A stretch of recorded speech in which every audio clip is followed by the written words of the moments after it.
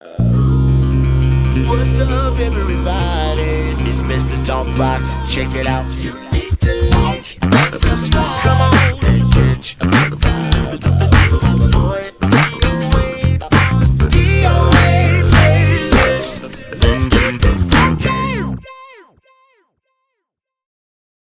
YouTube family, YouTube world, I am back. I hope everybody is well and blessed like I always do. Hope everybody's doing well. Before we get started, please go like, subscribe to the page, leave your comments, critique me, tell me how I can make it better. Tell me what you like, what you don't like. I got tough skin. You're not going to hurt my feelings. Now, that's out the way. Y'all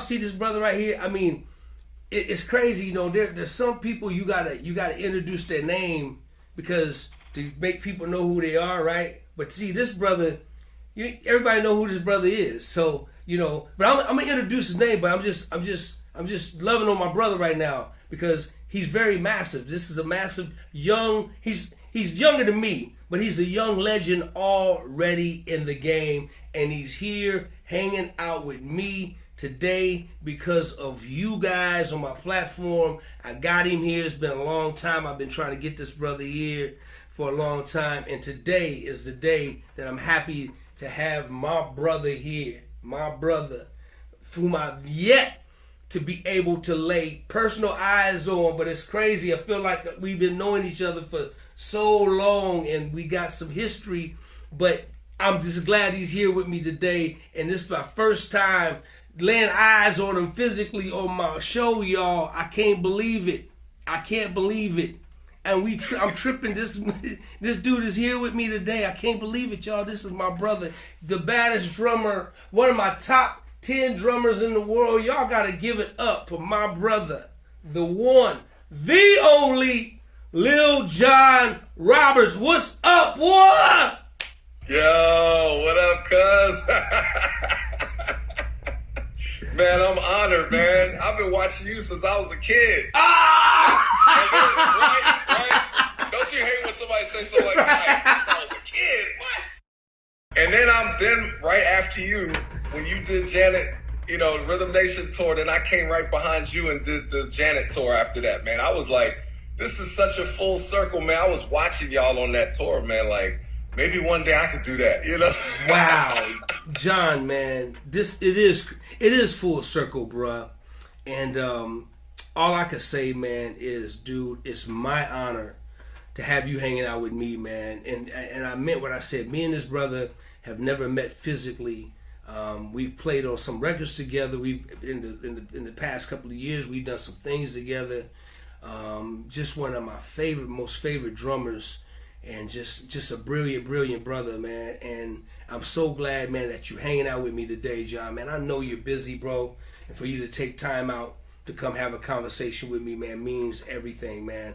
Man, listen, I've been hearing about you for years, man. For years, bro.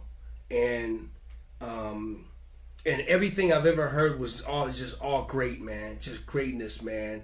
From who you are as a man, first of all, and then you're playing, your how the type of drummer you are, how diverse you are, and just all of that stuff, man. And it's been nothing but positive, man. And so I am glad, man, to have you here, chopping it up with me, man. It means the world to me. Thank you, bro. I don't take it lightly, man. I don't take it lightly, man, for you and all the rest of the people who come on and just get a chance to kick it with me, man. You all are my favorites, man. And dude, you by far, man, your groove is so, dude, I can go on and on and on. John, let's get this thing started, man. It's so Man, it's a pleasure, man. It's a pleasure. My pleasure, man. All mine. Listen, man, John, where you from, bro? Philadelphia, baby. Woo. Philadelphia. Yeah, man. I was just talking about it to a friend of mine that's still there, man. I was like, yo, it was nothing like growing up in Philadelphia, man. I know you from Stockton? Sacramento. Maybe? Sacramento, okay. Yeah. Man, so you know what it's like growing up as a kid, just being around the music and playing with, your favorite people in town, like growing up with the same peers and all. And then you got those other people, the mentor people that you look up to, man. And then you finally get to start playing with them once you get to the level where you can hang with them. And I just reminisced on that recently, man. Just like Pieces of a Dream. Remember Pieces of a Dream? They live next door to me in Philly. So I got to hear them rehearse almost every day. And I had my drums in the basement, so I was trying to play and make them hear me so I could keep up. I was trying to get that gig. I was trying to get Curtis Harmon's gig, man. But to me, like, Curtis Harmon was like the god of drums back then. I was like, wow, that's Curtis Harmon from Piece of a Dream. So Cedric, the bass player, Cedric Napoleon, that was his mom's house that they used to rehearse at. So, man, I had a front row seat basically listening to them, from wall to wall and just hearing them practice, man. They was doing 4x4 and a 4-5-4, whatever, like la la la la la and everything, man, like Mount Every Groove. I heard them practicing that stuff. I was like, it was like a lesson that I didn't even realize I was getting before things started really taking off for me, man. I was listening to these guys go through the stuff, mess up, cuss each other out, start over, let's do it over, let's get this groove right. I heard all of that stuff, man. So that was like my early stages of me getting, tutored, from a band that was, the biggest thing in Philly when they came out with Grover Washington, Brother, that is priceless, man. Yeah, man. So John, let's just go back a little bit. So when did it all start for you, man, on drums? Did you just come out the womb just playing drums, or did you start on piano? Did you start on bass, guitar? What was it? Tell me a little bit about the beginning, man. So the Roberts family was full of musicians, man. My dad played bass. He used to play in a gospel group called the Savettes. And he sang and played bass. He let me hear like a 45 of him singing this song called I May Not Pass This Way Again. So he's playing bass and singing on that. And my mom was a classically trained pianist. My uncles all played drums, and one of my uncles played bass. So I got a chance to hear all the bass stuff, Stanley Clarke, all the best bass stuff through him growing up. Two of my uncles, well, three of them, it was four of them really, but two of them mainly were like the cats in Philly. Like everybody loved their style. My Uncle David, who rest in peace, passed away in 2019. And my Uncle Jonathan, who was like a brother to me, still like brother now. Like that uncle that's like right before your age, so we grew up like brothers. And I was following them around, man. Oh, my Uncle Mark, that's the one that gave me my first drum set. So it all started in church. But my Uncle Mark is the one that gave me the drum set first. I had a blue Ludwig with the smears on it, the white, blue, black mixed in like Rolling Stones looking, Slingerland looking Ludwig set. And man, it like everything just changed after that. Once I got that set, I was in the basement like every day. Anytime I could get down there, I was down there playing. But my family was very musical, and church, that's where it all really started for me. So John, it started straight from drums for you. Yeah, man. Yup, and my mom had me on piano too at the same time. Like she was just like, you got to know how to, play these chords and scales and stuff like that. So I paid attention for a little while. I didn't like the teacher that I had. I had this old lady that smelled like mothballs. So I had to go over her house for the lessons, and I hated it, man. I was like, I don't want to go over there. Like, I don't like how she smells. So, I did piano for a little while. I took to the sax and the clarinet for a little bit.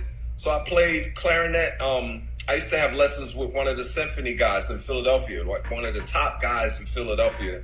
So I used to go to Settlement Music School. That's where Chris McBride used to go, Joey DeFrancesco, and that's how I met them at Settlement Music School in Philly. And so my attention span wasn't working with that. I wasn't studying my lessons and stuff.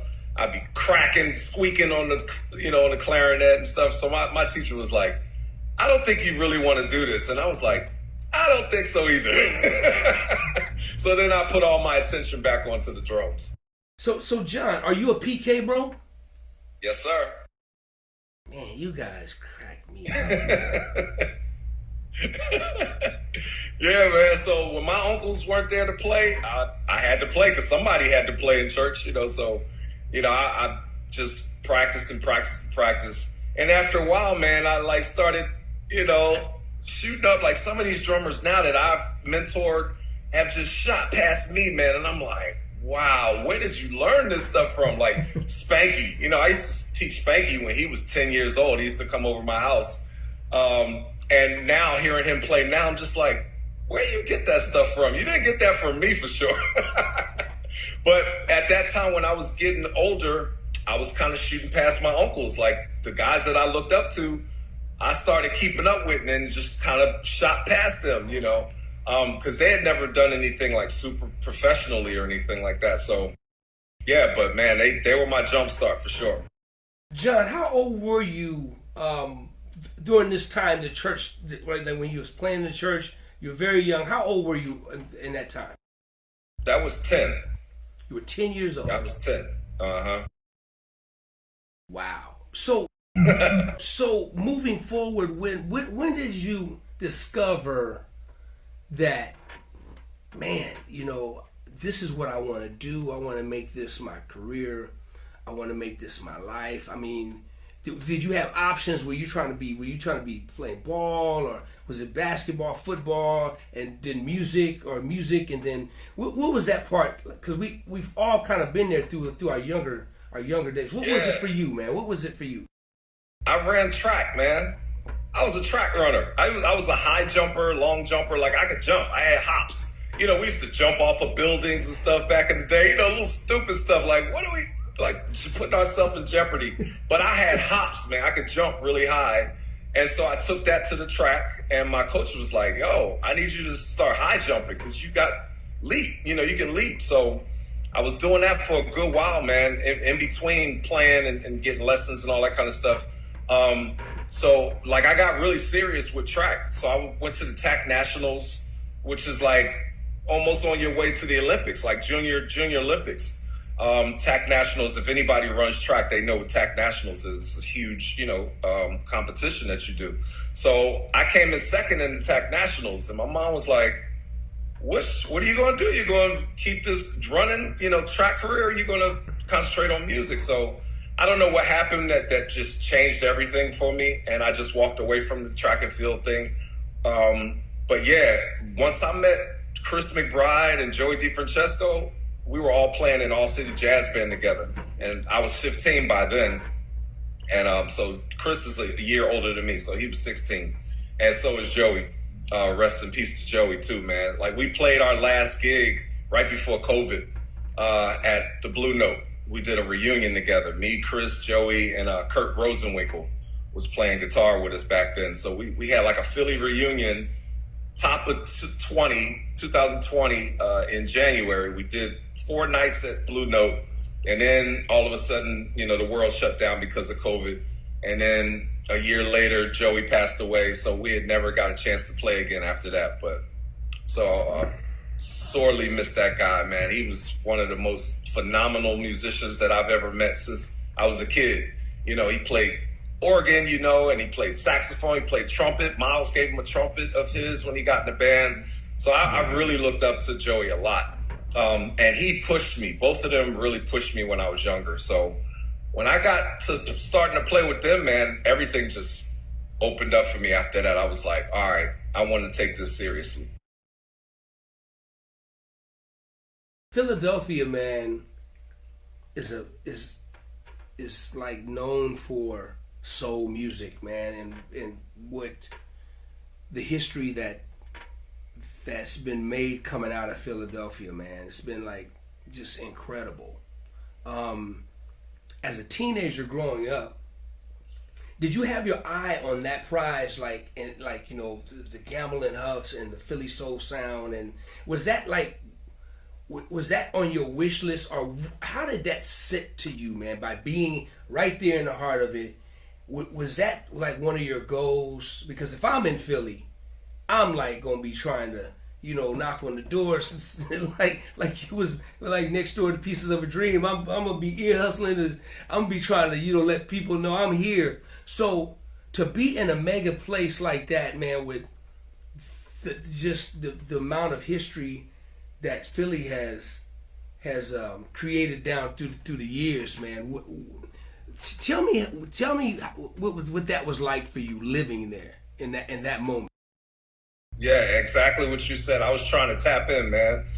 Gamble and Huff, all this stuff. I was hearing all of that stuff because remember I'm on the church side, so I really couldn't mess with the secular too much because my church was really strict. Church of God in Christ, Kojic, really holiness kind of living, and I couldn't go to the movies, like certain things I just couldn't do as a kid. Some music, but my family was very liberal, so we listened to Jacksons, we listened to Sly and the Family Stone. My dad was playing a lot of that stuff at the house, but also we was listening to Dixie Hummingbirds and Cat Spirituals and all that stuff too, Mighty Clouds of Joy. So I was getting the best of everything. And then when I met the jazz guys, that I was looking up to that were my own peers, I started listening to Miles and started listening to Tony Williams and Herbie Hancock and all that. So my ear was just like on both ends. I was listening to Edwin Hawkins. I was playing with them when I was young, when they came to Philly. I met Joel Smith and Jerry Jordan and all those guys. Jerry Jordan sent me a picture when we first met at the UNAC convention in Philadelphia. And John P. Key was the host. And everybody was talking about me around this time. So they're like, yo, let Lil John play drums, while they were in their early part of the service. So John P. Key's like, who's this guy Lil John Roberts talking about? Let him play. And John will tell you to this day, he remembers the day that this happened. He let me play and I went off and everything and showed everything I could show. And it just clicked for me, man. Maddie Moss Clark, I was playing with her and the Clark sisters. So I was doing a lot of the heavy gospel stuff. Jarrell Coley, I was playing with Bruce Parham at the time. So heavy gospel and then playing with all these straight ahead guys too. A lot of people don't know that I had a heavy straight ahead history in the beginning of my career. Especially playing with Chris and Joey. And then Antonio Hart, I met him, Roy Hargrove, Keith Anderson, all the guys from Dallas. We were all, kind of meeting up against with each other at this time. Eric Lewis from Philly as well, Elu. Some of the baddest young, lions in the jazz world, I was right in the middle of. So playing the gospel stuff too, doing that. Then I got a scholarship to go to Berkeley. I'm jumping ahead, but no, go ahead. I was taking it all in. Then I met Jazzy Jeff in Philly. He wanted to start experimenting with live music mixed with what he was doing with Will Smith, Jazzy Jeff, Fresh Prince. I met my boy James Poyser. We were coming up together. We were playing with Vanessa Bell Armstrong. We were in her band with Joe, her husband at the time. Joe played bass with the crazy cameo hairstyle and all that. And Joe was a straight up rock star playing at the gospel conventions with jeans and a t-shirt on, like a white beater. Who is this guy? He's a rock star playing at all these gospel shows, like Grouchet, and I met Grouchet, and Jeff Davis became like a mentor to me. Gerald Hayward, we were right next to each other doing a lot of stuff together. He was with Hezekiah. Mario Skeeter Winans, we became good friends when he was playing with his dad and everybody, Perfect Praise, the church and all. It was so much going on, man. All of this is coming back to me as I talk to you about it. But my uncle Steve Ford, I don't know if you remember Stephen Ford, but he was a huge good organist in Philly. And I would go by his church and he would teach all of us during service, man. He'd be playing stuff, and he'd be like, follow me. He'd play a groove. And the church would just let him do whatever he wanted to do because he was that bad, But Steve was the Winans music director for a long time. Then I saw him with Phyllis Hyman, and Jeff Davis was playing drums with her at that. And then they came to Berkeley. I'm jumping around again, but they came to Berkeley and I got to sit behind Jeff and watch him set up before, they did their show that night. Jeff was in the back, maybe an hour before the show while the band's in the dressing room and stuff. He's up there programming his drum machine, for the show. I'm like, you're doing it right now? You got a show in an hour and you're programming the drums for the show? this is crazy. So, I was like catching a lot of stuff on the spot, man. I met Wynton Marsalis he came to my high school. So I was 15, 16, around that time that I met Joey and those guys. My music teacher, I went to Overbrook High School in Philly, which was like known for the music. And I went all the way from Mount Airy in Philadelphia to West Philly, which took like an hour or so to get to school every day and go home. So I went there, and the other school was Creative and Performing Arts. That's where Joey, Chris went to, Boys to Men, Bilal, like a bunch of them was going on to this school over here.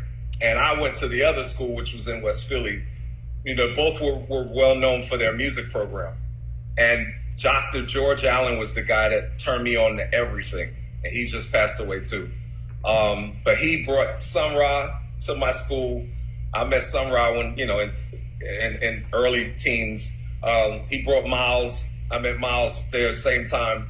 And he brought all of Marcellus's. So I met Wynton, Ellis, Delfeo, the whole crew, Branford. They brought their big band to the school. So me and Wynton became tight quick. He was like, I love this drummer, I got to do something with him. So Wynton hits me later on and asked me to come be a part of his Duke Ellington Youth Orchestra. And he pulled Chris McBride in as well to play. So I was getting the heavy experience of playing straight ahead stuff, man. And every time he came to town, he would hit me up and tell me to come down. Jeff Watts was playing at the time. Then another phase, Herlin Riley was playing. So I was sitting behind them every night watching them play. And that's a lesson in itself, man. Like sitting down with them could have been cool. I never sat down with them. I just watched them from the side of the stage and watched the whole show. And then at the end of some of the shows, Went would make me sit on the set. He's like, let me hear your ride cymbal.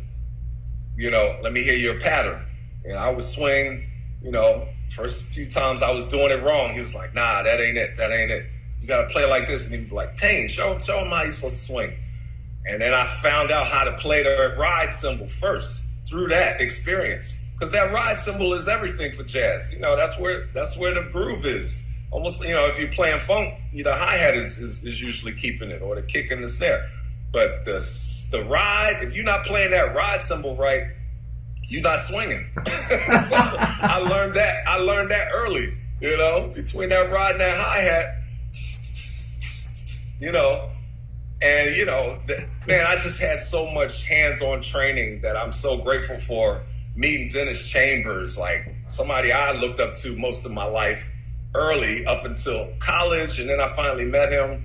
Omar Hakeem, I met him when I moved to Atlanta finally. And that happened on a whim. Omar got invited to a show that I was playing by my buddy Ronnie Garrett at the time. We were playing with George Howard at the time.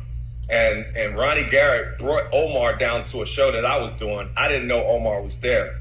But he said Omar came to the show, was in the audience, watched it, and was just like shaking his head and left.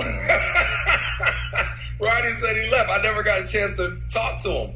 But the next day, there was a PASIC convention, Percussive Arts Society convention, and I went down there to hang out.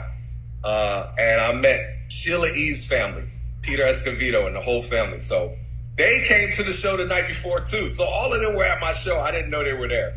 So I come to see their performance, and he gets on the mic and says, yeah, I went out last night and saw this young drummer play, and I was just amazed by his playing and stuff. Lil John, are you in the building? And so I'm like, what the hell? He calls me up to play with the band. He's like, don't worry, we'll show you the song. We'll help you through the song and everything. So I play the song. It's cool. I got a VHS tape of it. So I got to transfer that, by the way. And after I finished playing, he goes, oh, we got another great drummer in the house. Hey, y'all might know him. His name is Omar Hakeem. I'm like, what? Like, this is the guy I have been patterning my whole style after. Now imagine, DOA, who's your favorite bass player? Like, who's your idol bass player? Man, just one guy. If I have to pick a guy, it's gonna be hard, but I'm gonna say Jamerson, man. I'll say Jamerson. So imagine you go to a show You're playing on stage, and then Jameson comes up on the stage and it's like, hey man, you mind if I play on your bass for a second? That's how I felt when Omar came up. That's how I felt. It was like God had just came to the earth, and my eyes was just like, oh my God, all these years I've been watching this guy, like patterning my style, dressing like him, the whole nine. This is the guy that I got a lot of my style from. And he walks up and he shakes my hand and hugs me. He's like, you sounded good last night, man. And I'm like, you're the reason. You are the guy that made me be able to play that way, you know, without even meeting you. So fast forward, we're best friends now. But man, just imagine like having those kind of things happen. This doesn't happen for everybody. So I'm honored, man. I'm totally privileged to have and blessed to have run into the people that really affected my life the most, man. I can talk, bro. So many, you know. Hey man, stories. that's why you here, bro. You're here to talk. My job is just to listen, man. And so hey, listen, man. That's crazy. That's amazing, man. With that part of it, I want to get into the next phase. I want to talk about the transition from. But first of all, I got to back up, man. So when you came out of church world, start going into secular world, you received some feedback from the church world, right? Because of the Church of God in Christ, you received some slack, right? But the good thing was your family was supportive. That's the good thing, right? But what you hear, man? He out there playing that devil music? He's straddling the fence. What kind of things did you can't serve two masters? Which one was it, man? What did you hear all that? You already know it, man. I was catching flack from everywhere, man. The looks on, you know, the faces that I was getting. I come home, you know, I go away to do something and then come back home and people looking at me all, you know, the mothers, that boy out there playing that devil music, you know. But let them say what they wanted to say. My family protected me the whole time. They were like, we don't have a problem with that. You know, we know that he's grounded. He's not going to go too deep into nothing. I didn't do no heavy drugs, none of that kind of stuff ever, you know. So I had the foundation already. And my dad and mom especially knew that their son's not going to go so far out there, you know. So we good. We got him, you know. I love it. That's the part right there. Your family knew they had you. They had you grounded. You was prayed up. And I want to send a shout out to a brother you mentioned, man, Mr. Jerry Jordan. I want to send a shout out to that dude right there because that dude he's a quiet riot on that bass, man. He is just phenomenal. Jerry, man, brother, much respect to you, man. But let's get into when you start your professional career, just really start to take off in the pop world, R&B world, the whole thing, man. With John, you've done everything, man, and I want to get off into when that started to happen, like your first gig, and what started it all, man. When you go from this heavy jazz thing and you're doing all this big stuff, or was it mixed? Were you doing both simultaneously at the same time, or when did you get into pop world, man? Because you one of the premier drummers, man, of our time, and when did that process happen? And talk a little bit about how that happened for you, man. So the first real big thing that happened for me was Jazzy Jeff and the Fresh Prince. I did a record with them while I was at Berkeley. I was going back and forth to Philly and working with Jeff in the studio, and they called me like right before I left Berkeley to come to Atlanta. They had a song that we put out called I Wanna Rock, and it was live drums. They never did live drums on the record before. So it was me and James Poyser, who was playing keys. He played synth bass on it. And it was Jeff rapping, Will rapping, and Jeff's cutting, you know. So that song came out, and they were like, we want to play this on American Music Awards, but we want to do it live. You know, the first live hip-hop performance with a band, that's what I was told. I don't think there's ever been a live hip hop band on American Music Awards until '94 when we did it. And it's on YouTube. You can check it out. Jazzy Jeff Fresh Prince, American Music Awards '94. And so, in fact, hold on, man. Wait a minute. Let's do this. Why don't we do this? Let's not talk about it. Let's be about it. Let's check this out. Y'all check this out. Now I'm the Prince and that's Jazzy Jeff. We shown for years that we are deaf, but here's some more for y'all to just come get it. Rip the wheels, Jay. All right, check it out, check it out. Never before seen in the history of television. DJ Jazzy Jeff cutting them up live on TV. Jeff, give him the scratches live on TV. Jeff, give him a tape, give him a tape.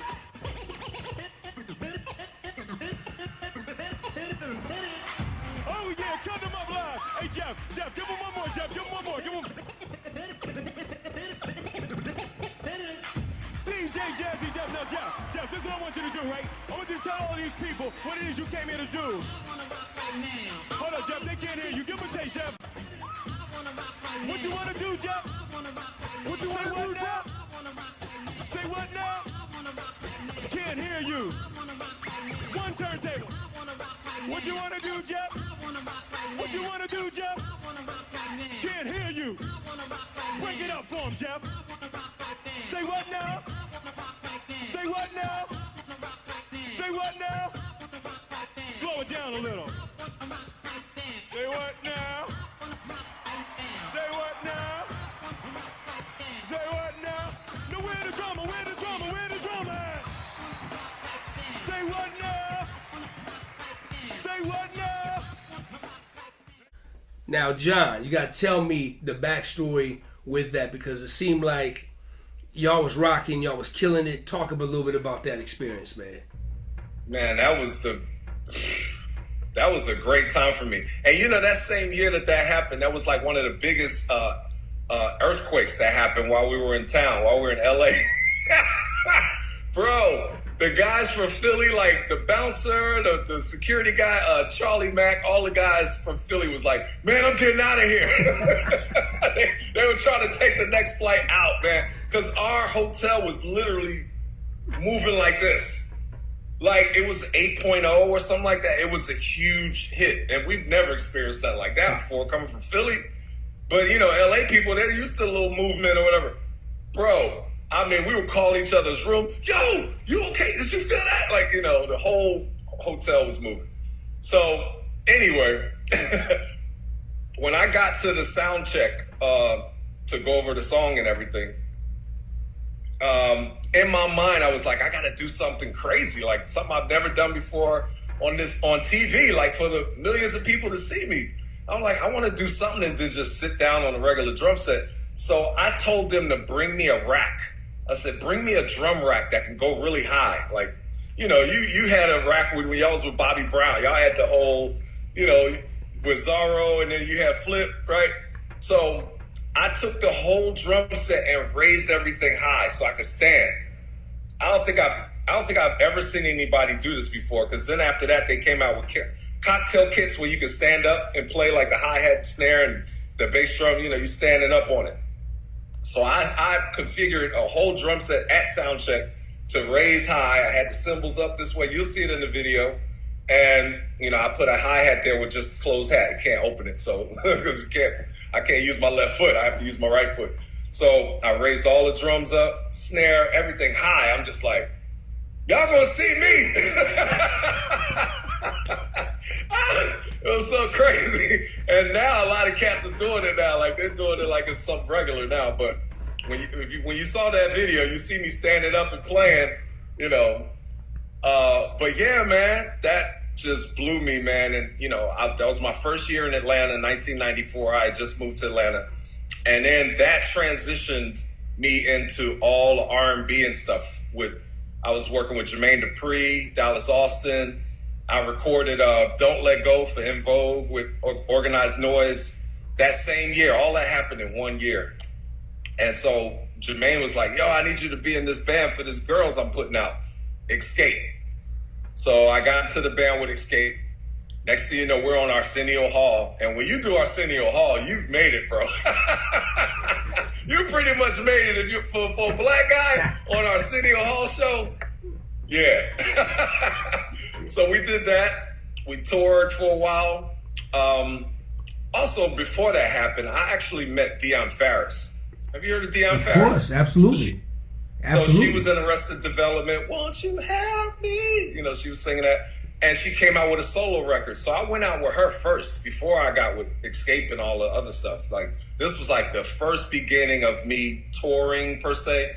We were doing like the 12-passenger van to every college and all like that. So Deion was first. I played that for a while, met Randy Jackson. He was the A&R for that record and everything. He signed her. So we became really cool.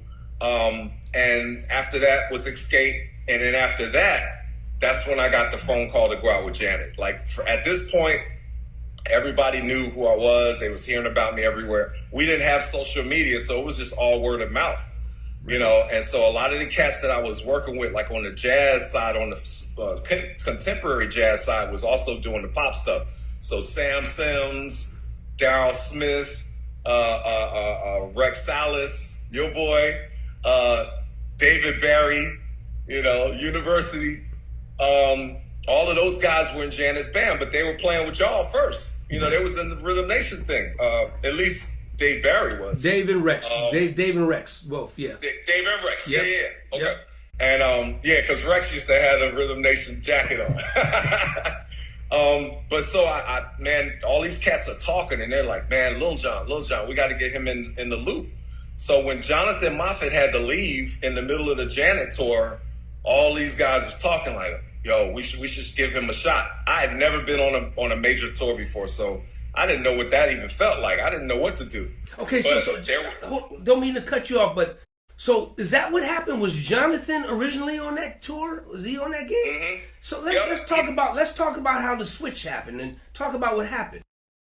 Yeah, so Jonathan got called to go with what's his name? Gotta Have Faith. George Michaels, yeah. George Michael. So he got a call to go out with him. I'm sure George was paying a lot more money. So he went with that. And this was in between the first half of the Janet tour and the second half, which was going to be starting Australia, the second half of the year. So, you know, all these cats are talking. They're talking because, you know, they did auditions for some other people to come in. But they were like, nah, man, we got the cat that we should pull in. He's young. He's, you know, everybody's talking about him. You know, and part of this is crazy because I was at Omar's house one day. I went to New York to hang out with Omar Hakim. He invited me to come hang out. We hung out through the day, went to the house, ate and everything, him and his lady. I took a nap, and then came back downstairs later on that evening. And I'm sitting in the kitchen with him. He's like, yo, man, like the cats just called me about this Janet tour. You know, so I'm like, yo, that's dope, man. Like, you gonna do it, right? You know? And he was like, nah, I'm not doing it. They was calling me about you. They were like, they wanted to see, you know, how I felt about you doing the tour, you know, since I know you now. And, you know, he gave the stamp of approval to the guys, and they were like, all right, Omar says he's cool. So it was a few people that was vouching for me. Sam Sims, all those guys were talking about me. And so I got the gig, man, no audition or anything. Wow. I had to go out to LA. I stayed at Rex's house for like at least a week or two. You know, I was just there and learning the show. He gave me a VHS tape and he gave me a bunch of DAT tapes, you know, the DAT tapes back then, of some of the shows with Jonathan playing. And he's like, I need you to learn this stuff like from top to bottom. So when we come to rehearsal, you know, there's no audition. So if you come in and kill this, you got the gig. If not, you know, it's tough luck, you know. So I'm in the house just watching the tape over and over and over again. I'm watching the show from top to bottom. I learned the whole show from the VHS tape. And we get to rehearsal, you know, clearly they had already talked to Janet about me and everything. So she was like, all right, cool, give it a shot. I get to rehearsal, I meet her, I'm freaking out, you know. Like, imagine Janet comes up to you just like, hi. You know, no setup or nothing. It's just right there. Boom. What you gonna do? You know, so they like, okay, let's go through some songs, you know. I never had in-ears in my ears or anything like this. Is when in-ears had first started. pretty much. I mean, did you guys use in-ears on Rhythm Nation? No. No, y'all was like straight monitors and stuff, right? With an MP, maybe? I know Derek Organ had electric drums and stuff. Y'all was like super way ahead of y'all time. Yeah, we had no in-ears, man. No in-ears. That's when Michael and Janet was heavy. We was using synclaviers, the big ones, that like the big column synclaviers, but yeah, no in-ears at the time. God. It felt so good. But go ahead, man. Go ahead, dude. Keep your story going, man. Hold on. That's so crazy. Like now, everybody got counts and slates and all that kind of stuff to tell you where to go. And it was another. We was definitely on a click track for sure, but no, none of that. You had to be able to play. You had to. See, I left the touring world before, to the bridge, to the verse. 1, 2, 3, breakdown. I left music. I don't know what they doing now. I don't know what y'all got going. So man, they got it easy now compared to y'all. Oh, bro, dude, it was about memory. That's a whole nother podcast. Whole nother thing, man. When you get yours, I'll come on. We can talk about it. But go ahead. I'm holding you to that because I think I might have to do something like that. I got you, man. I got you. Absolutely, man. So I'd never used in-ears before. I was like, what the hell is this? So I didn't have molds yet. They gave me like some little buds to put in my ears. So I'm like, what is this? And then I hear these counts and stuff. I'm like, so I'm supposed to follow the click and the music's playing too. So which should I follow, the click or the music? Like, I'm learning this on the spot, DOA, in front of Janet. Like, okay, you're going to get 4 counts, and then the second count, you count the band in. Okay, all right. So I hear click, click, click. I'm like, 1, 2, 3, got, boom, got, boom, got, boom, boom. I'm like, okay, all right. I'm settling in. All right. I hear the song. I'm hearing what I heard on that VHS tape. I'm hearing all the stuff, the arrangements and stuff. I'm like, all right, I'm going to just play through this. Didn't never get a chance to practice it. I sat down and had to play it right in front of them. So, I'm finding my spots, man. They told me, they were like, who was that? Romeo Johnson was there. And he said, man, you came in, we felt the nervousness and everything, but once you sat down and got settled and figured out what was going on, you got so comfortable. And then it just turned into all the stuff that I'd studied up until this point. Wow. Came together. Like all those years of studying the different styles of music. I wanted to play with Miles. I wanted to play in Miles' electric band. Wow. Because that was right up my alley. Like between the jazz and the funk and the pop stuff, Miles was doing that at the time.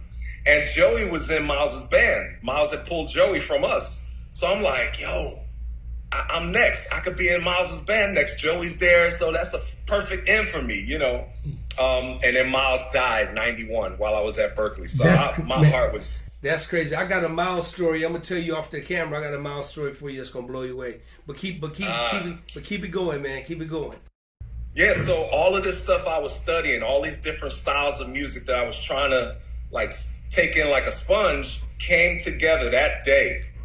And everything that I studied, James Brown, whatever jazz stuff I was listening to, whatever funky stuff that I was, P-Funk stuff, whatever, Dennis, all the stuff I was hearing with Dennis and Omar, I just incorporated all of that into the sound that I wanted to have with Janet. Jonathan was a straight, 2/4 guy, like heavy, not too many fills and stuff like that. And I was never like a busy drummer either. But I started adding some stuff to the how it felt to me. I was like, man, these transitions need something, So I started playing that stuff, and everybody was just like, wow, like something just changed. Like it went from, what was already set to like a whole nother opening feeling, and they loved it, man. So that day I'll never forget, man. Janice was smiling. She was just smiling, and I was like, is it cool? And they were like, yeah. And after that, man, everything after that was just... So John, after you do this massive tour with Janet, after Janet, What next? Kind of just give me an order of how it happened for you, man. So I met, I was in the middle of that time period, like the first tour, that was 94, 95. 96, I came back home and I met George Howard. Now, were you From still Philly. living in Philly at the time, or did you move to Atlanta? This is Atlanta. Okay. Yeah, I moved to Atlanta in 94, so it was right Okay, in 94. between like the first year and second year that I was here. Okay, so you met And George Howard. Cool. Yeah, and George lived in Atlanta now. George is a Philly boy. Yeah. So Ronnie Garrett, Sam Sims, Daryl Smith, all of them that was playing with Janet came back home and did the gigs with George. So they were like, you should get Lil John on the gig, because Rayford Griffin used to play with him. Oh, yeah. Sonny Emery played with him. He had some of the baddest drummers in his band. I mean, he was strict about drummers in his band. It had to be funky. It had to be jazzy. You had to be able to stretch. Manyango Jackson was playing percussion, or Bill Summers. So the band was ridiculous. And remember, George Howard was like big, George was big before Kenny G was big. Yeah, he was big in the smooth jazz. He had it going, man. Yeah. He was the Kenny G before Kenny G came for GRP Records. Yeah. And he was a black guy. He was a brother. Yep. And so he was selling crazy records. So he was like a rock star, you know. So when I came home, Sam and them hit me and was like, yo, we want you to come play with George Howard. He wants to check you out. So I got with him, man. Immediately, he was like, yeah, Philly boy, yes, let's go. And then I lived in Atlanta too, so it was perfect. And I ran out with him for a while. Me and him got really tight, and he was like, man, I got to introduce you to Big Daddy. I was like, Big Daddy? Who's Big Daddy? He was like, man, I got to introduce you to George Duke. He's like, I know you. He would love, you playing with him. So he takes me to George's house, man. No, actually, I went to see George at the Fox Theater in Atlanta, and Michael White was there that night too. He was in town, I think, with Maze. So me and Michael White, I had already met him. So we hanging out in the audience, we watching the show, and there was this drummer playing. I'm not going to mention his name, but both of us was just like, we're looking at each other like, this ain't happening. He was like, you feel what I feel? I was like, yeah, that's not right. That's not working, because I knew George's stuff already. So I'm like, he's not playing that music right. So I go backstage, and George Howard wasn't there that night, but Mike White was there, and somebody else was there that was in the band. And they were like, George, this is Lil John. I think George Howard was talking about him. He was like, oh yeah, George told me about you. And he was like, you ready? And I was like, yeah, especially after what I just heard tonight. I'm like, yeah, I'm ready. So a few weeks go by, he calls me, I go out there to work with him. And then 15 years I worked with George Duke and Rochelle Farrell at that same time period too, which was also from Philly. So once you work with George Duke, you work with everybody, because the respect is there. You got Patty Austin, you got James Ingram, Jeffrey Osborne. The list just goes on. Then I start playing with Everett Hart, who I'm actually recording with for today. Me and him became good friends for a long time after that. Ray Fuller, guitar player, just everybody, Larry Kempel, so I started doing all the jazz hits with George, and that was like, if you want to play contemporary jazz, that's the guy, that everybody looks up to. So Montreux festivals and Java festivals and all the North Sea jazz festivals, I was doing all of that stuff with George at that time. Wow. And then I did 2 records with George. The first one was it's called Is Love Enough, which didn't get a whole lot of play, but man, some of the tracks on there, I love that record till this day, but they just didn't push that record well enough. The second record that I did with him was with Chris McBride, Full Circle, Jeff Lee Johnson, George, and myself, and that's called Face the Music. Wow. I don't know if you heard that record. I haven't. I will listen to it though. I will definitely check it out. Yeah, man. That's the title of it. Face the Music. Okay. Face the Music. Yeah, a lot of cats love that record, man. I would definitely check it out, man. I'm a George was my guy, man. I'm a fan, man. For absolutely. Sure. So yeah, everything was just falling in place after that, man. I was playing with so many people, and I would go to LA every other week to record on somebody's records. I did the whole smooth jazz scene from like 97, 8, something like that, to about 2002, maybe 3. I played on all the records that was coming out in that time period. Paul Brown was producing most of the stuff. So anytime Paul Brown did a record, he called me to do it. Wow. You know, I was Paleo DaCosta would normally play percussion. Either Alex Al or Larry Kempel or sometimes Nathan East would be on bass. Greg Fillinganes. I mean, like Dwight Seals on guitar. Ray Fuller played on some stuff. Like I was playing with all the heavy LA cats, man. Then I met Ricky Minor, and we became good friends. And he was like, "Man, I want to get you to do some of these TV shows and stuff with me too." So Teddy Campbell had already been in the camp, who was his first call. That's my boy.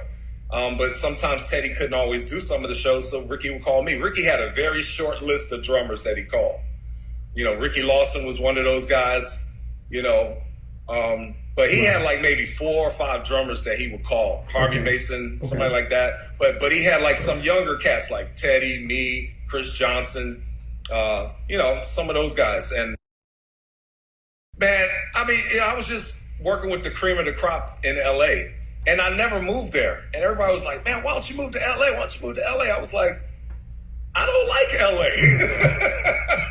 Well, that's a good question, but I think the answer is there was really no need for you to move to LA. I mean, you were, dude, they were coming to you, so they were, right? Is that correct? Or because you know, I was the same way. I lived in LA for about 3 or 4 years, and just it wasn't that I didn't like LA, just some of the people. I couldn't do the people, and I just came back where I was, you know, where I was born and raised, and then it was cool. Then people just started coming in, you know, finding me, which was really a blessing. But dude, if it's working for you in Atlanta is just a great place to be, man.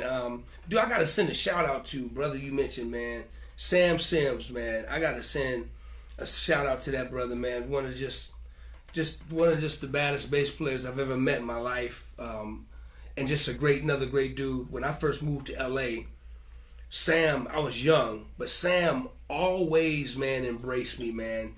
He was always nice to me. He's always encouraging. Man, I'll never forget that brother, man. I love that dude to death, man. He's a phenomenal musician. So Sam, I gotta say what's up to you as well, man. Yeah, man. That's my guy. So now, so you also work with Jill Scott, right? How long did you work with Jill? That was at 2006. We went on tour with Adam Blackstone. Called me that's when Adam Blackstone was just starting to do like his serious MD and gigs and stuff. Okay. And they were all talking and like, you know, let's try to get Lil John on this tour with us, all Philly folks. So that was 2006. I did the no, actually it was after that. I did the Queen Latifah, Jill Scott, Erykah Badu tour, which was called Sweet Sugar Water Tour. I remember that. I was with Queen Latifah with Adam. I remember. And and that was weird. Was Adam on that? I think of Ray.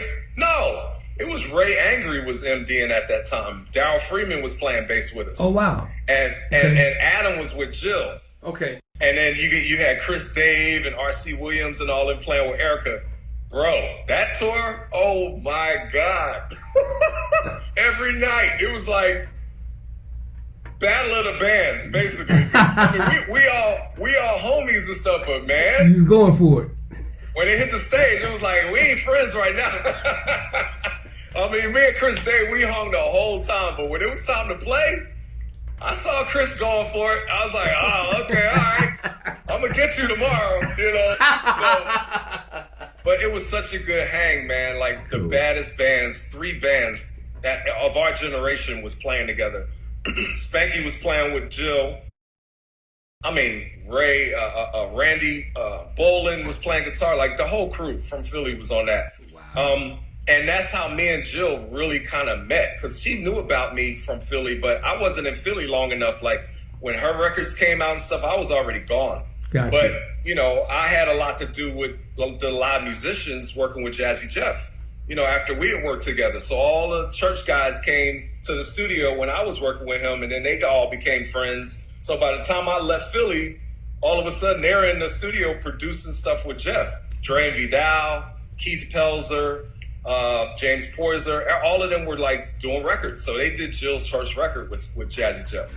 Gotcha. For Hidden Beach. Yeah, so that's how all of that happened. I remember that. I remember that season, man. Hidden Beach. Yeah. So well. after that Sugar Water tour, that's when they reached out to me to play in Jill's band, and that was about 2008. So John, man, dude, man, I could keep you for hours, man, but I won't. I promise, man. I'm gonna wrap this up. So, your career has spun for a long time, man.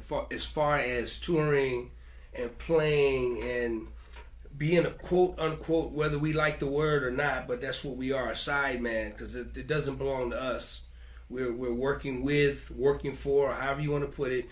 Making lucrative money, being taken care of, and it's good. I'm not complaining.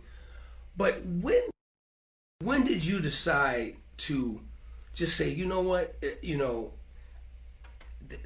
enough is enough, and there's other things that I want to do with my career? Because John, you're still very young, man. You're much younger than me. So when did you wake up and say, you know what, God, what's next? Where are you at right now with that? Tell me a little bit about that. That's great what you just said, man, because that's exactly what I said. In 2017, the last tour that I did with Janet to date now, some things occurred on tour, I was little button heads with different people and all that kind of stuff. Like, a lot of different things was just starting to, like, not be like it used to be back when I first got with, the touring thing with that band or with anything. And it just turned on a light for me, and I was like, okay, it's time for me to do something of my own now. That actually happened earlier. I was with Stevie Wonder. I did the Songs in the Key of Life tour in 2014, and Stanley Randolph is Stevie's regular drummer. We know that. But I got called to come in and play as well from Greg Philligaines and Stevie. And so me and Stanley played double drums in the show, which was so freaking awesome, man. It was so cool. But around that time, I started working on my record. And finally, I was putting out my own, solo record. And that period was right. That period is when I was like, all right, man, I done played for all these people. I supported their stuff all these years. Yes, they've supported me financially or whatever, to take care of me and my family. But now, like, I want to be more in control of my life. I don't want to have to rely on somebody else for my livelihood. So I'm like, man, let me go in the studio and just start messing around with some stuff and, like, calling some of my friends that I know that ain't going to ask for money and all that kind of stuff right up front, because I ain't have no deal. So, I'm like, here, man, can I give you a love offering or something? Can we barter? Which we like to do that now. A lot of us don't do cash transactions much, unless we're doing something for somebody else and we pay each other that way. But if we're doing records for each other, we don't charge each other, So I call in my favors from stuff that I've done in the past for other people. And I'm like, man, I want to do this record. So everybody's like, sure, let's do it. Like, just all I have to do is book the schedules, And so 2012, 13, I was with Neo. And I basically took some of the money that I was making on tour to fund my project, pay for the engineers. Shout out to my boy Raheem Amlani in Atlanta, who I'm getting ready to see in a minute too. I record all my records with Raheem in Atlanta. And so I reached out to him. I set up a schedule that I knew I could do in between. Like, this whole year I was out with Neo. When I came home, I went straight to the studio. Like, I didn't have a life, period. Like, it was like tour, come home, record. Tour, come home, record. That was like my schedule. And I promised I was going to get that record done within like 6 months. And I did it. Called Robert Glasper. I called Shantae Can, called Music Soul Child, called Stokely, called Anthony David. I even called Bilal. That didn't work out because we couldn't get the time together, but I was definitely trying to get him on it. George Duke played on it before he passed away. You know, that was, and they told me that was the last record that he recorded before he passed. And I was like, so that's called In a Due Kind of Way. If you check out my record, it's called The Heartbeat. Okay. That came out in 2014. So I realized once I put that record out, I was like, man, it did really well for me, you know, especially as an independent artist with no backing or anything. I had a distribution deal with Purpose Records, who's working on my new record right now. I'll get ready to put it out next week. But yeah, I think every musician at a certain point needs to have their own product. You know, everybody should have a solo album, you know, if not a few. And I talked to Robert Glasper about this for a while I was doing the record. He was like, man, just spit them out as much as you can. Because, you know, he's done a bunch of them now. He's putting another one out tomorrow that he did for Apple Music that's just like meditational kind of vibe, but his style, you know, he's just putting stuff out. And he's like, don't wait too long. Like, don't sit on anything too long. Don't overproduce it. You know, just put it out. As long as it sounds good to you and you're happy with it, other people will be happy with it. Of course, some people not going to like it. Everybody's not going to like what you do, and that's fine. But there's an audience there that's going to like what you do. Whatever DOA puts out, DOA has a bunch of fans that whatever, if he just, you know, hollers on something, they're going to buy it. You know, if you play one string of a bass, you know, and that's it, you got fans that want to hear a DOA album. So I realized that when I put out my first debut record. And after that, man, my whole thought process just changed, man. Like the whole touring thing, being on a tour bus for weeks and months at a time. We did that. I did that for 30 years, man. And I'm like, man, there's got to be something else. I got a phone call from my partners at Berklee College of Music. And they're like, well, I got called from them twice. The first time was the last tour that I was with Janet in 2016. And they were like, John, we wanted to see if you were interested in maybe possibly teaching at Berklee. And I was like, teaching? You know, I mean, I teach drummers here at my house and everything in Atlanta. But I'd never been on a college level before as a professor, you know. And I thought about it and I was like, well, let me think about it, you know. And then Janet went out, so I had that whole another year or two that went by.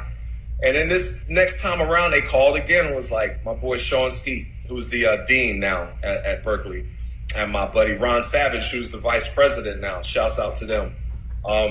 Terry Lynn Carrington, I'll talk to her for a while. You know, she was just like, you should think about doing this, Johnny. That would be a great thing for you. You know, you influence so many people, you know, not just drummers, but musicians in general. Like, I think that would be a good move for you. So I took the position, and 3 years later now, I've been at Berklee College of Music as a professor.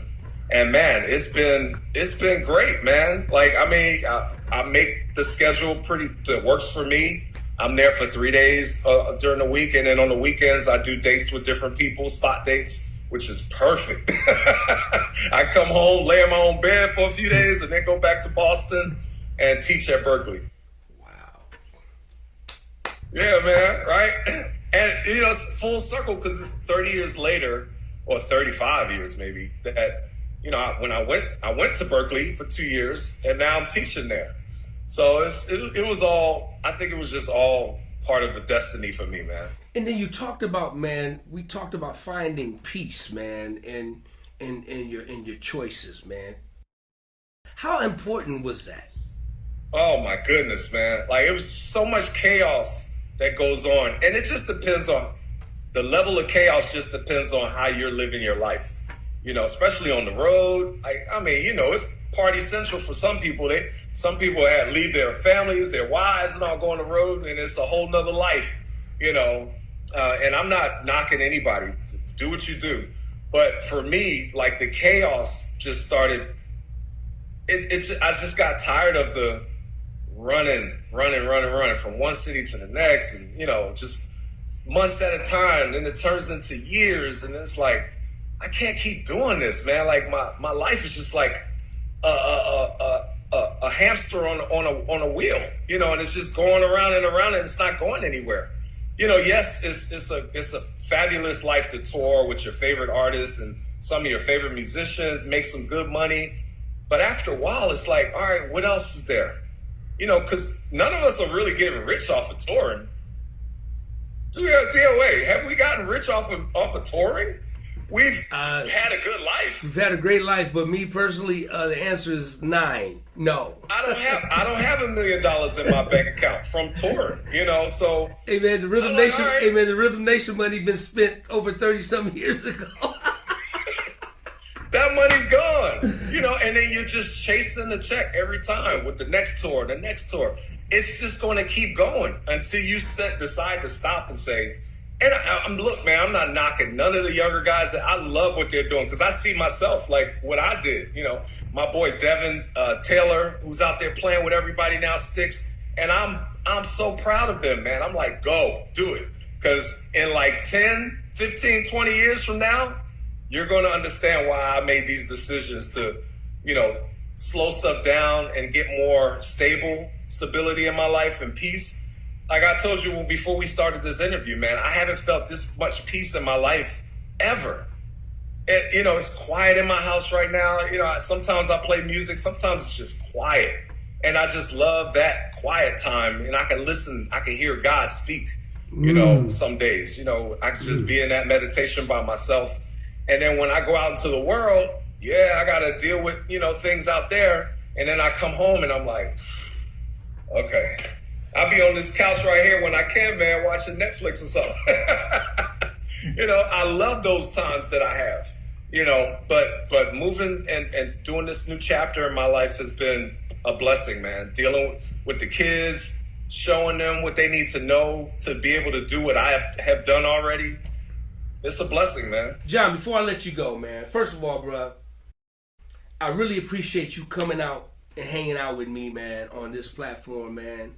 This has been really, really good, brother. The knowledge you have, man, the wisdom you have, is just incredible, man.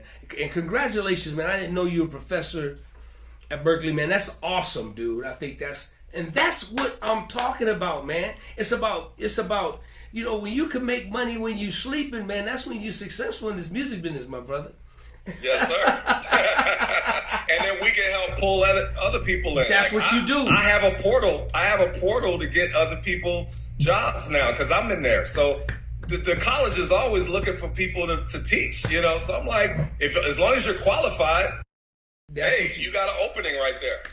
That's beautiful, man. That's what it's all about. And that's the next level of success, man. You never stay. What I'm saying, don't get me wrong, y'all. I'm not saying we didn't lost our hungry. No, we just as hungry as ever, man. There's things we still want to do. But absolutely. But it's just a different day, different approach. It's a different way that we got to do it. And we have other things that we want to do like that. Like that is incredible of what you're doing, man, and I admire it so much, John. Keep doing it, man. Keep doing what you're doing. Keep making your records. What's the name of your record that's out now? Oh, the one that's getting ready to come out is called Elevation. When is that out? This is coming out next Friday. So it's a meditational, inspiration, healing type record. So when you hear it, it's totally opposite of what somebody would think I would do. Unless they really knew me, then they would understand why I went this route. But when you hear it, you'll understand exactly why I went that way. And the record, it's for the heart. And the record that's out now, is called what? Oh, The Heartbeat. That was the one I did, my debut record. The Heartbeat. It's on all streaming platforms. Mm-hmm. The Heartbeat. Y'all go check out Lil Jon's records, please. You follow this brother. But before I let you go, I got to ask you one question, man. And we're going to deal with drummers. You got to give me. You got 4 drummers, man. You're going to put on Mount Rushmore. Oh, God. Here we go. Give me your 4 drummers, John. You're going to put on your Mount Rushmore, bro. Oh, man. Joel Smith has to be one of them. Elvin Jones. Omar Hakeem. I got to pick a younger guy. I'm going to put Spanky as number 4. So I just gave you a bunch of different styles and ages. But I have so many, man. 4. Yeah, I know. But you know what's crazy? Out in all those 4s, you play all of those styles, man. So I see why you play. So I get to pick my own. I get to pick one. We're going to add a thumb. I'm going to put my boy John Roberts, Lil John Roberts on there on that Mount Rushmore next to his four, man. Because with Joe Smith, man, when anybody say his name, I just got to bow down and just salute that brother, man. I got to salute man, that was brother. my dude, man. Oh man, I learned so much from Joel. I mean, he played everything, and you wouldn't know it until he did it. Like, and the chops that he had too. That was one of the things I studied from him when I was younger. Like, just holding back and saving it for the moment. Yeah. He would play a groove, and it would be so simple, and then all of a sudden he would do some crazy junk out of nowhere. You just be like, oh, okay. His foot. I mean, just like. He has so much control, man. Wow. I studied Joel to a T, man. Wow, Yeah. man. Yeah, man. Great, man. It's just crazy. I tell the story all the time, man. Joel just lived in Oakland. I'm in Sacramento. We live like less than an hour and a half from each other. We've talked on the phone several times. One of my biggest regrets in my musical career is that I never got a chance to meet him. Oh, wow. That's crazy. Y'all right down the street from each other. Right down the street from me. And it's always one of them things, yo, D, we got to hook up. Joe, man, no, I need to hook up with you. You ain't got to do nothing. I need to hook up with you.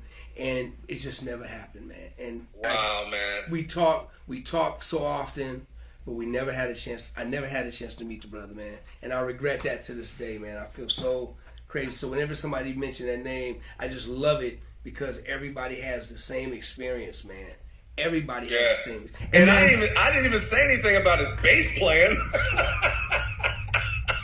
I mean, he's just as bad on bass as he was on drums. So he just had the full package. He was a full package, and then just a beautiful brother, man, at the same time. Oh, man. Beautiful guy. Like, you didn't get to meet him, but I used to hang with him all the time, man. Wow. And I learned about humility early from cats like him. Wow. He was so humble, man. Yeah. Just the quietest. He would just roll in. You know how some cats, they show up, Yeah. oh, he's here. Yeah. Joel, you wouldn't even know that he got in the building until he sat down and played, and you're like, whoa, what just happened? Yeah. Man, I learned so much about character from somebody like him, too. Yeah, and that's the right word, the character, man. Listen, man. Hey, John, tell everybody how they can reach you. Everything is Lil John Roberts everywhere. LILJOHN Roberts. Yep. Y'all, please go out and support this brother, man, and go download his music and support him. Go check his Wikipedia out because we didn't even touch on. There's so much stuff that we could have touched on that it's impossible to do in a small frame window of time. But y'all, please go support my brother. Also, go subscribe to my page.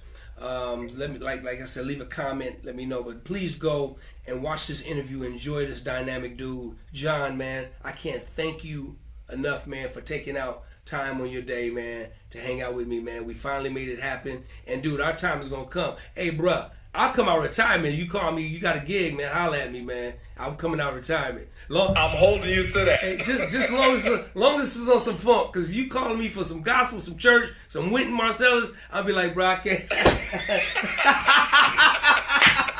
Hey, man, and by the way, I love that y'all got back together doing the university stuff man. with Chucky Booker, man. Oh, my God. Man. You got Varo and the cats playing. Like, bro, I'm loving it. I got to see this live. At some point, I got to see y'all live. Right on, man. Yes, fun, man. It's fun. We having fun. We when we can, the Booker man is always, he's so busy, man. But when we can get together and do it, we having fun, man. And with Eddie M, and man, it's just so much fun, and it's really funky, man. And I don't know if you've ever worked with Chucky or not, man, but that dude is he's just one of a kind, man. And so he's special. Yeah, he's special too, man. But dude, I'm looking forward to. I don't care, man. Just call me one day if you setting up something in your garage, man. We go old school. I'll bring my amp. You dig what I'm saying? And we do it on the end. We do it online. We've been doing it online, man. But look, I want to go. Let's go old school with it, man. I'll just bring my amp. We set up in the garage, man, and be like Pieces of a Dream and have them youngsters listening in. Yes, sir. Man, any day of the week, bro. And make sure you tell your folks to go listen to that Walter Beasley. Oh my gosh! Oh my gosh! The Beasley Strut. That's right. Oh my gosh! We did Man, that during the pandemic. Hey man, thanks for dude. I thank you guys, man. Thank you for reaching out to me for that, man. That thing Absolutely. that thing was so it's so funky. Y'all go check out the Beasley strut, man. Me and my brother Lil John, we on there. We got a strut going for y'all. It's funky. It's funky. Yeah, man. And big shout out to Walter, That's man. gonna be Big shout out to more to Walter, come. man, for sure, man. Yeah. More Listen- to come, DOA. Yeah, I can't wait, man. Listen, keep doing your thing, man. Keep being great. Brother, I love you. I appreciate you, man. Thanks for being here Love you with too, me, man. Thanks for being here with me. Y'all show your love for the one. There's not another one like this, brother. Never, ever will be. Not in my life and time. So, you know, I'm cool to say there will never be another one of these brothers right here. Lil John Roberts. Y'all give it up for him. John, love you, man. Oh, man. Love you, bro.